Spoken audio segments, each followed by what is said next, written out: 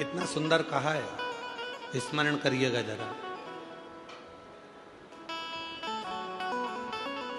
शिवलिंग पे चढ़े हुए जल को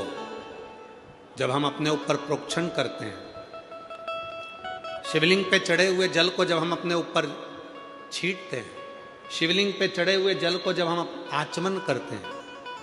और हम आचमन कर कर या प्रोक्षण कर कर अपने ऊपर छींट कर कहीं पर भी चले जाएं, किसी भी जगह पर चले जाएं, किसी से भी मिलने, किसी भी स्थान पर पहुंच जाएं, शिव महापुराण की कथा कहती है जब तक शंकर के शिवलिंग का जल तुम्हारे मस्तक पर चढ़ा रहता है, तुम्हारे कपड़े पर छुआ हुआ रहता है, तब तक तुम जिस जिस से मिलते हो सभी को गंगा के स्नान का पुण्य फल प्राप्त होता रहता है। गंगा के स्नान।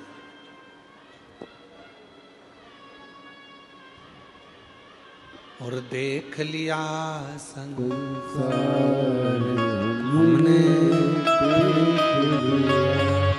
सब मतलब के यार हमने देख लिया, झूठे नाते झूठे रिश्ते, झूठे नाते झूठे रिश्ते, अरे झूठा है संसार हमने देख लिया, देख लिया संसार हमने देख लिया, सब मतलब के यार हमने देख लिया। शंकर भगवान पर चढ़े हुए, और कई लोग कहते हैं गुरुजी वो शिव जी का चढ़ा हुआ जल जो हमारे मस्तक पर पड़ा हुआ है, हमारे कपड़े पर पड़ा हुआ है, वो तो सूख जाएगा, फिर भी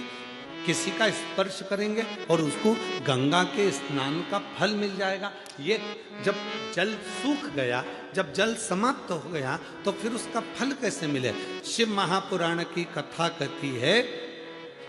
अपने कपड़े पर जब पानी का छींटा लग जाता है, अपने तन पर कहीं पानी की एक बूंद भी गिर जाती है,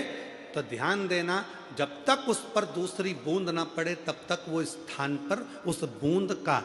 स्मरण, उस बूंद का स्थान बना ही रहता है, चाहे वो सूख जाए चाहे वो चले, चाहे वो सूख जाए, वो बूंद का स्थान बना ही रहता। शिव पर चढ़ा हुआ जल, भगवान शंकर पर चढ़ा हुआ जल जब हम प्रोक्षण करते हैं, शिव पर चढ़े हुए जल को जब हम अपने ऊपर छींट कर जाते हैं, शंकर पर चढ़े हुए जल का जब हम आचमन कर कर जाते हैं, तो जिस जिस से मिलते हैं, जिस जिस के करीब में जाते हैं, सबका उद्धार कर देते हैं, सबका कल्याण।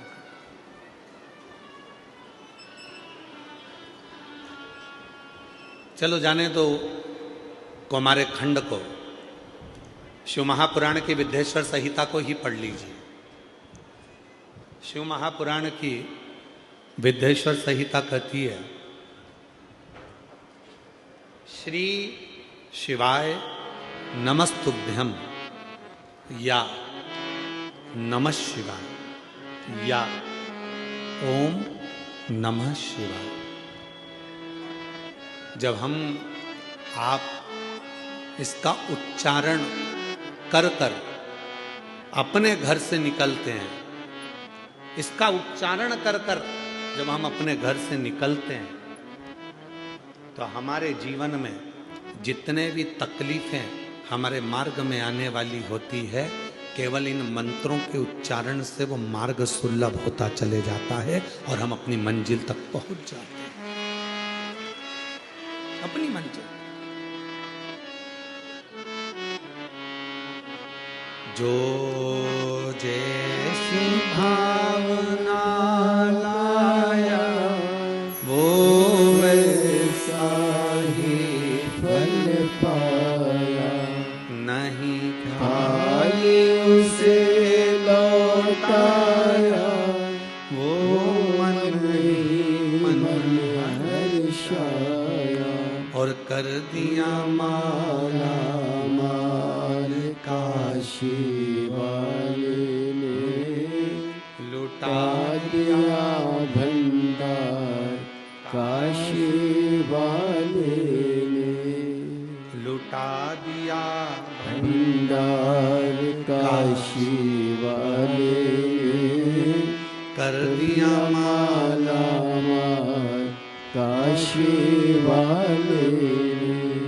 शिव के केवल प्रोक्षण से,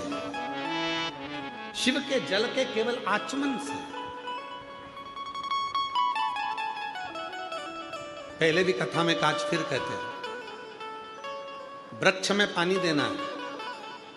पत्ती पर दोगे, फूल पर दोगे, फल पर दोगे,